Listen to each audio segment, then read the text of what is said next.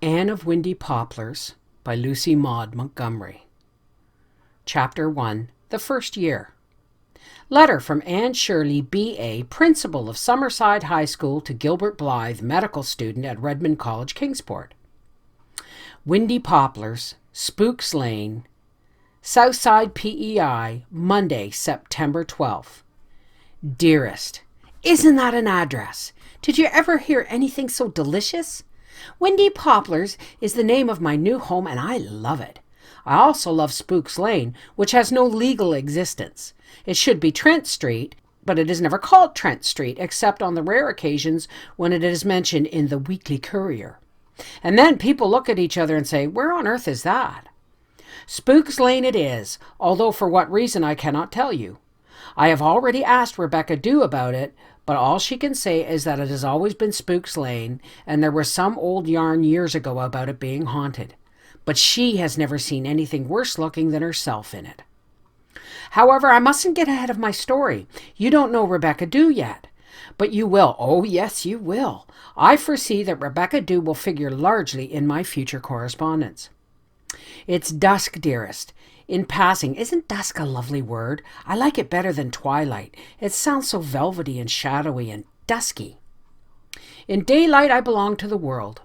In the night to sleep in eternity. But in the dusk I'm free from both and belong only to myself and you. So I'm going to keep this hour sacred to writing to you. Though this won't be a love letter. I have a scratchy pen, and I can't write love letters with a scratchy pen, or a sharp pen, or a stub pen.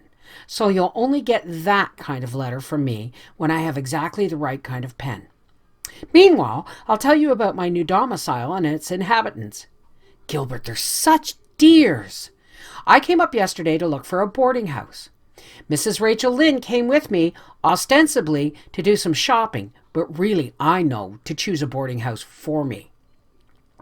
In spite of my arts course and my B.A., Mrs. Lynde still thinks I'm an inexperienced young thing who must be guided and directed and overseen.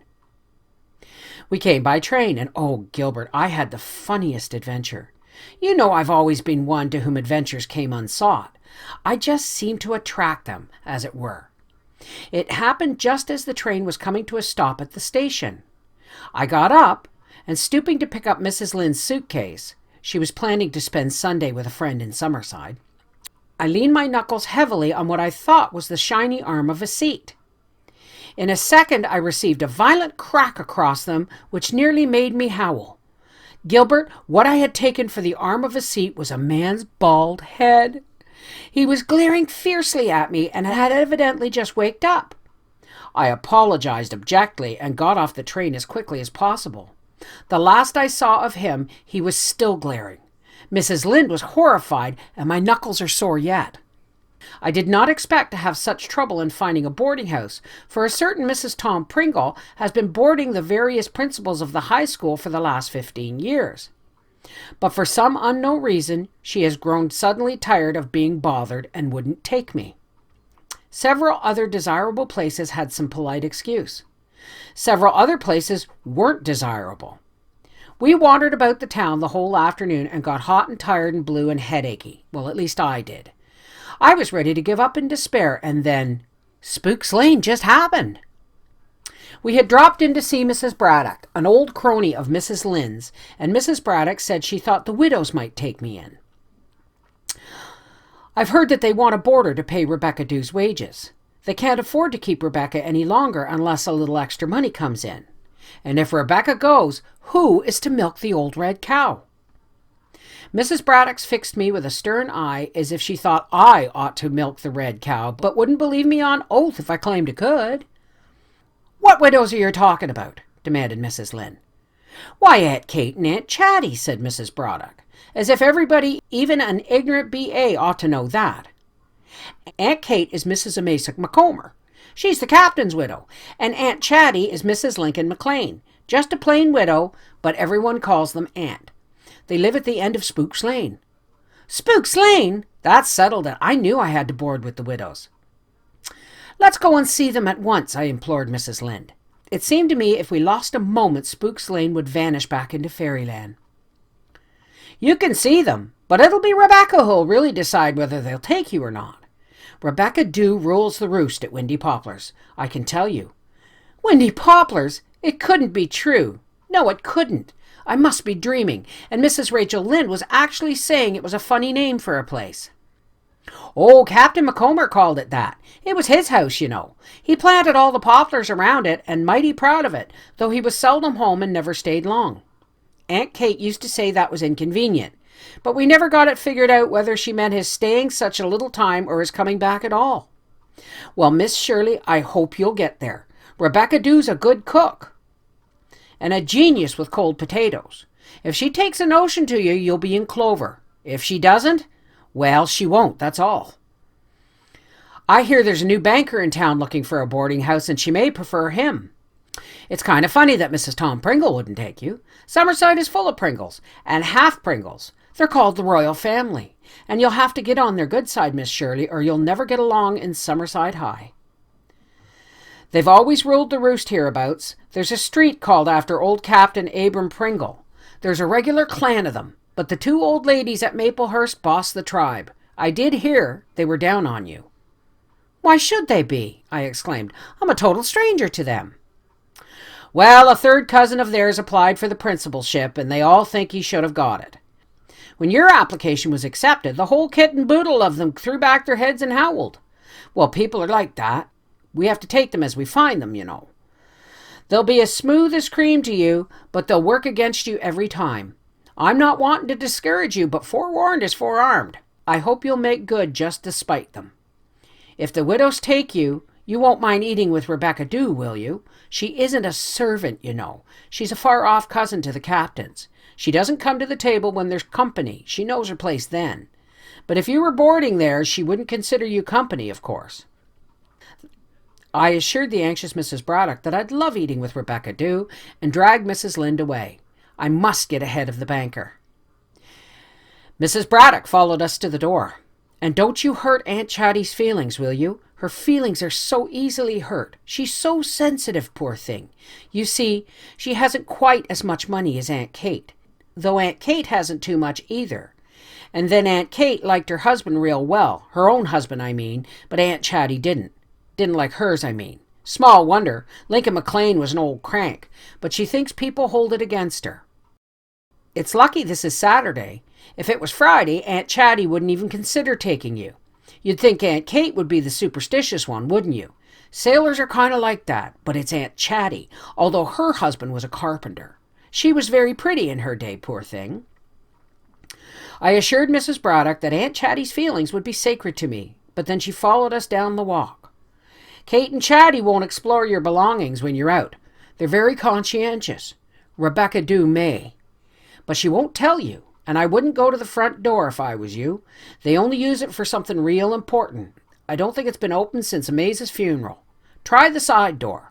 They keep the key under the flower pot on the windowsill, so if nobody's home, just unlock the door and go in and wait. And whatever you do, don't praise the cat, because Rebecca Dew doesn't like him. I promised I wouldn't praise the cat, and we actually got away. Ere long, we found ourselves in Spooks Lane. It was a very short side street, leading out to the open country, and far and away a blue hill makes a beautiful backdrop for it. On one side there were no houses at all, and the land slopes down to the harbor. On the other side there are only three. The first one is just a house. Nothing more to be said of it. The next one is a big, imposing, gloomy mansion of stone-trimmed red brick, with a mansard roof, warty with dormer windows, and an iron railing around the flat top, and so many spruces and firs crowding about it that you can hardly see the house. It must be frightfully dark inside. And the third and last is Windy Poplars, right on the corner, with the grass-grown street on the front and a real country road beautiful with tree shadows on the other side. I fell in love with it at once. You know, there are houses which impress themselves upon you at first sight, for some reason you can hardly define. Windy Poplars is like that. I may describe it to you as a white frame house, very white, with green shutters, very green, with a tower in the corner and a dormer window on either side, a low stone wall dividing it from the street, with aspen poplars growing at intervals along it, and a big garden at the back where flowers and vegetables are delightfully jumbled up together. But all this can't convey its charm to you. In short, it is a house with a delightful personality and has something of the flavor of Green Gables about it. "This is the spot for me. It has been foreordained," I said rapturously. Mrs. Lynde looked as if she didn't quite trust foreordination. "It'll be a long walk to school," she said dubiously. "I don't mind that. It will be good exercise. Oh, look at that lovely birch and maple grove across the road." Mrs. Lynde looked, but all she said was, "I hope you won't be pestered with mosquitoes." "I hope so, too. I detest mosquitoes. One mosquito can keep me awaker than a bad conscience." I was glad we didn't have to go in by the front door. It looked so forbidding. A big double-leaved grain wood affair, flanked by panels of red-flowered glass. It doesn't seem to belong to the house at all. The little green side door, which we reached by a darling path of thin, flat sandstones sunk in at intervals in the grass, was much more friendly and inviting. The path was edged by very prim, well-ordered beds of ribbon grass and bleeding heart and tiger lilies and sweet William and southernwood and bride's bouquet and red and white daisies and what Mrs. Lynde calls pinies. Of course, they weren't all in bloom at this season, but you could see that they had bloomed at the proper time and done it well. There was a rose plot in a far corner between Windy Poplars and the gloomy house, next to a brick wall, all overgrown with Virginia creeper, with an arched trellis above a faded green door in the middle of it. A vine ran right across it, so it was plain that it hadn't been opened for some time. It was really only a half door, for its top half is merely an open oblong through which we could catch a glimpse of the jungly garden on the other side. Just as we entered the gate of the garden of Windy Poplars, I noticed a little clump of clover right by the path. Some impulse led me to stoop down and look at it. Would you believe it, Gilbert? Right there before my eyes, there were 3 4-leafed clovers. Talk about omens.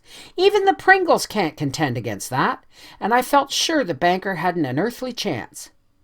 The side door was open, so it was evident somebody was at home, and we didn't have to look under the flower pot. We knocked, and Rebecca Dew came to the door. We knew it was Rebecca Dew because it couldn't have been anyone else in the whole wide world, and she couldn't have had any other name. Rebecca Dew is around 40, and if a tomato had black hair racing away from its forehead, little twinkling black eyes, a tiny nose with a knobby end, and a slit of a mouth, it would look exactly like her. Everything about her a little too short, arms, legs, neck, and nose, everything but her smile. It's long enough to reach from ear to ear. But we didn't see her smile just then. She looked very grim when I asked if I could see Mrs. Macomber. "You mean Mrs. Captain Macomber," she said rebukingly, as if there were at least a dozen Mrs. Macombers in the house. "Yes," I said meekly, and we were forthwith ushered into the parlor and left there. It was a rather nice little room, a bit cluttered up with antimacassars, but a quiet, friendly atmosphere about it that I liked. Every bit of furniture had its own particular place, which it had occupied for years. How that furniture shone! No bought polish ever produced that mirror-like gloss. I knew it was Rebecca Dew's elbow grease. There was a full-rigged ship in a bottle on the mantelpiece, which interested Mrs. Lynde greatly. She couldn't imagine how it ever got into the bottle, but she thought it gave the room a nautical air. The Widows came in, and I liked them at once. Aunt Kate was tall and thin and gray, and a little austere. Marilla's type exactly. And Aunt Chatty was short and thin and gray and a little wistful. She may have been pretty at once, but nothing now is left of her beauty except her eyes. They are lovely, soft and big and brown. I explained my errand, and the Widows looked at each other. "We must consult Rebecca Dew," said Aunt Chatty. "Undoubtedly," said Aunt Kate. Rebecca Dew was accordingly summoned from the kitchen. The cat came in with her, a big, fluffy Maltese with a white breast and a white collar. I should have liked to stroke him, but remembering Mrs. Braddock's warning, I ignored him. Rebecca gazed at me without the glimmer of a smile. "Rebecca," said Aunt Kate, who I have discovered does not waste words. Miss Shirley wishes to board here. I don't think we can take her." "Why not?" said Rebecca Dew. "It would be too much trouble for you, I'm afraid," said Aunt Chatty. "I'm well used to trouble," said Rebecca Dew. "You can't separate those names, Gilbert. It's impossible. Though the widows do it, they call her Rebecca when they speak to her. I don't know how they manage it." "We're rather old to have young people coming and going," persisted Aunt Chatty. "Speak for yourself," retorted Rebecca Dew. "I'm only 45, and I still have the use of my faculties, and I think it would be nice to have a young person sleeping in the house. A girl would be better than a boy any time. He'd be smoking day and night, burn us in our beds. If you must take a boarder, my advice would be to take her. But of course it's your house," she said, and vanished, as Homer was so fond of remarking. I knew the whole thing was settled, but Aunt Chatty said I must go up and see if I was suited with my room. "We'll give you the tower room, dear. It's not quite as large as the spare room, but it has a stovepipe hole for a stove in winter and a much nicer view. You can see the old graveyard from it." I knew I would love the room. The very name, tower room, thrilled me. I felt as if I were living in that old song we used to sing in Avonlea school about the maiden who dwelt in a high tower beside a grey sea. It proved to be the dearest place. We ascended to it by a little flight of corner steps leading up from the stair landing. It was rather small, but not nearly as small as that dreadful hall bedroom I had my first year at Redmond. It had 2 windows, a dormer one looking west and a gable one looking north, and in the corner, formed by the tower, another 3-sided window with casements opening outward and shelves underneath for my books. The floor was covered with round braided rugs. The big bed had a canopy top and a wild goose quilt, and looked so perfectly smooth and level that it seemed a shame to spoil it by sleeping in it. And Gilbert, it is so high that I have to climb into it by a funny little movable set of steps, which in daytime are stowed away under it. It seems Captain Macomber bought the whole contraption in some foreign place and brought it home. There was a dear little corner cupboard with shelves trimmed with white scallop paper and bouquets painted on its door. There was a round blue cushion on the window seat, a cushion with a button deep in the center, making it look like a fat blue donut. And there was a sweet washstand with 2 shelves, the top one just big enough for a basin and jug of robin's egg blue, and the under one for a soap dish and hot water pitcher. It had a little brass-handled drawer full of towels, and on a shelf over it a white china lady sat with pink shoes and gilt sash and a red china rose in her golden china hair. The whole place was in golden by the light that came through the corn-colored curtains, and there was the rarest tapestry on the whitewashed walls, where the shadow patterns of the aspens outside fell. Living tapestry, always changing and quivering. Somehow it seemed such a happy room. I felt as if I were the richest girl in the world. "You'll be safe there, that's what," said Mrs. Lynde as they went away. "I expect I'll find some things a bit cramping after the freedom of Patty's place," I said, just to tease her. "Freedom!" Mrs. Lynde sniffed. "Freedom! Don't talk like a Yankee, Anne." "I came up today bag and baggage. Of course I hated to leave Green Gables. No matter how often and long I'm away from it, the minute a vacation comes, I'm part of it again as if I'd never been away. And my heart is torn over leaving it. But I know I'll like it here, and it likes me. I always know whether a house likes me or not. The views from my window are lovely. Even the old graveyard, which is surrounded by a row of dark fir trees and reached by a winding dike-bordered lane. From my west window I can see all over the harbor to distant misty shores, with the dear little sailboats I love and the ships outward bound for ports unknown. Fascinating phrase. Such a scope for imagination in it.